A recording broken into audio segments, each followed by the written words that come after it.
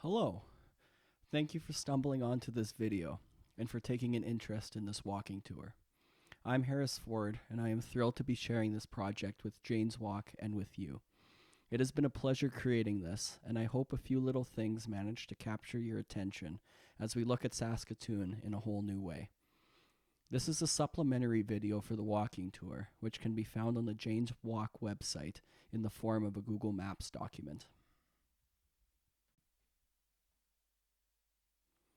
Let's jump right into the good stuff. Why not?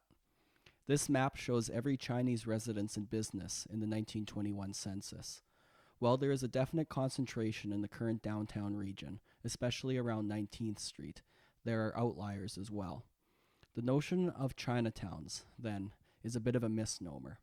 The notion of a city within a city does not tell the whole story and seems to indicate a clear demarcation between various settler regions of the city.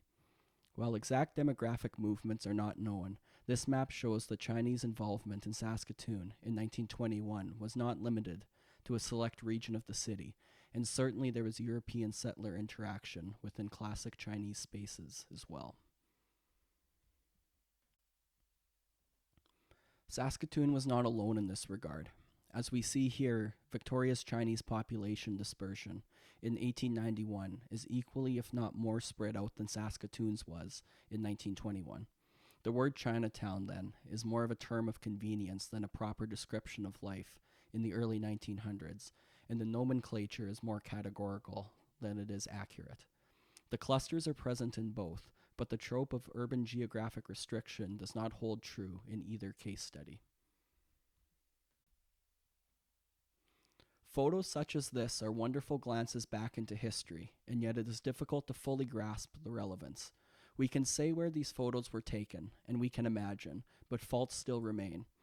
For Hua Cha Lung Company, along with Wing Wu Chung beside it, the location is fully unrecognizable a century later. This photo, then, is only half the picture. That is why these photos exist. The inside pictures from the 1910s or 1920s, showcasing a long-lost part of Saskatoon. The outside is the current-day surroundings. These photos will hopefully allow you to simultaneously get a better grasp of geographic placement, and more importantly, to understand how drastic the changes to Saskatoon have been. These buildings were destroyed in 1929 during Saskatoon's phase of what was known across North America as the City Beautiful project. Often, and by no coincidence, the areas of urban centers bulldozed were home to non-European settlers.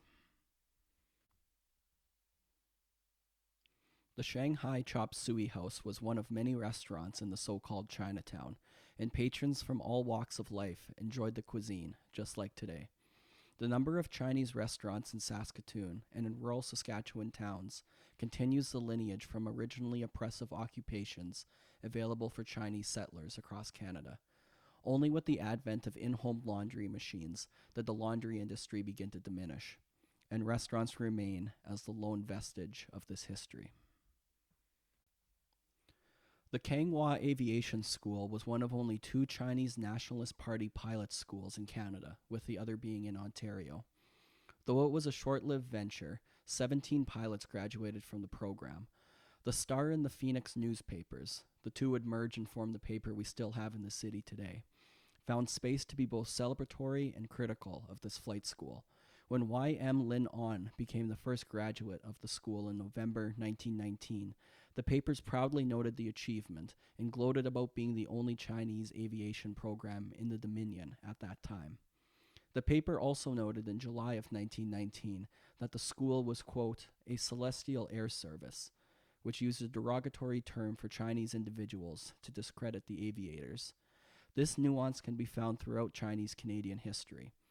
The discrimination is impossible to ignore, yet it does not tell the entire story. Saskatoon's history is a complicated picture. Taken in September 1921, a pilot, potentially by the name of Zhou Hong, poses before a training flight. The purpose of the Kangwa Aviation School was to train pilots to fight for the Chinese Nationalist Party, also known as the Kuomintang. Saskatoon had quite a large chapter of this organization, and the city even contributed $10.75 to the Chinese war relief effort in August 1943. The Chinatown area had long been bulldozed, yet City Hall still contributed to the Kuomintang and to help allies in the Pacific theater of World War II in the early 1940s. The Chinese Nationalist building was the site of official Nationalist League or Kuomintang activity. It was here where Chinese Canadians could go to read up on Chinese politics, as well as discuss and interact with others concerned with the state of China. One notable non-Chinese participant in these activities was Morris Tugan Cohen.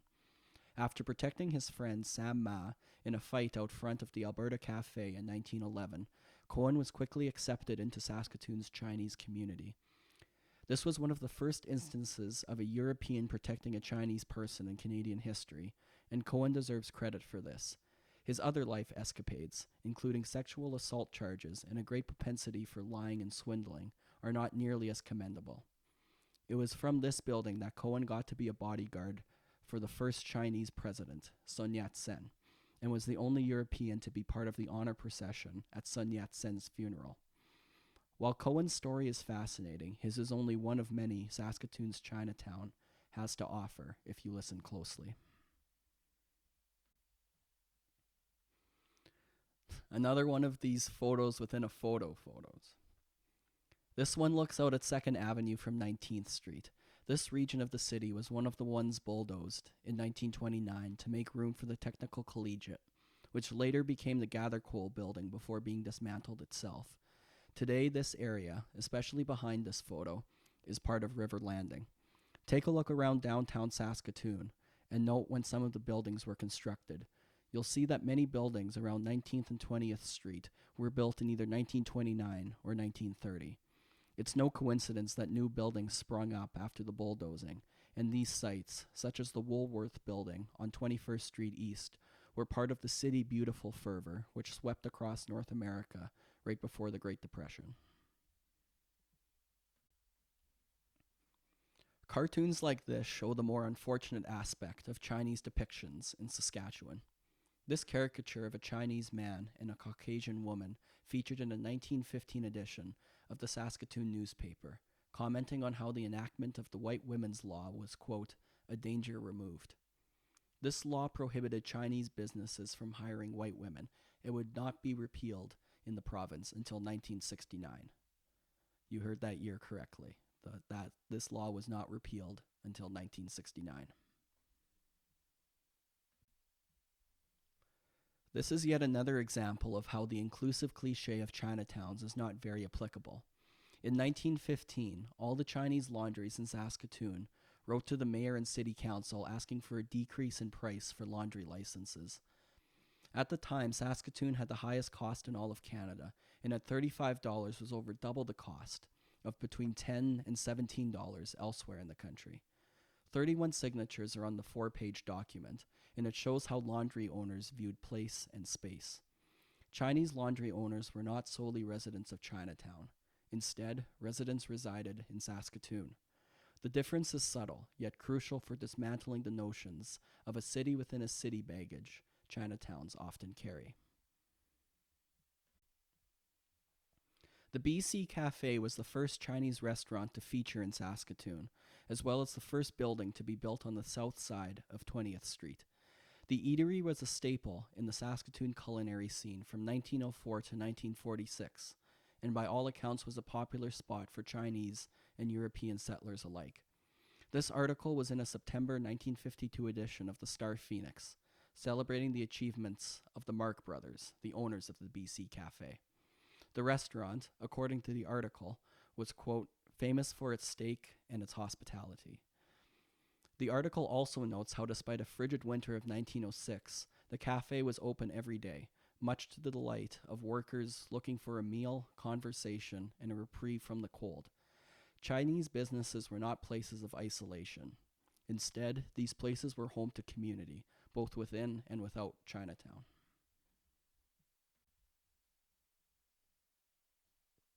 The Zhongzhang Ting, also known as a pagoda, was installed in December 2015 and stands as a reminder of the simultaneous reckonings with past, present, and future. Tings are celebrated for placement in nature, as well as for displaying Chinese art and architecture. Located alongside the river, this ting is a welcome sight for anyone traveling along the Meewasin Trail, and this photo is one of many I have taken on my journeys past the structure over the years. This is also the last stop on the walking tour, and I hope you take a moment to reflect while you are at the ting, to look out at the river and back towards the now dismantled downtown area of the so-called Chinatown. Reflect on what a city can be, what once was, and how to continue mending relations moving forward. The reason we study history, the motivation for digging into long-forgotten pasts, is to recognize the complexities of how we have gotten to where we are today. Saskatoon may not have a famous Chinatown like other cities in North America, and the buildings no longer stand, but that does not mean we cannot celebrate the history. Celebrate the history together, collaboratively. Thank you for taking the time to watch this video, and I hope you enjoy the walking tour as well. If you have any questions or want to know more about this project, please feel free to get into contact with me. This has been a very rewarding experience, and I'm always willing to share that enthusiasm with another eager soul. Take care and happy walking.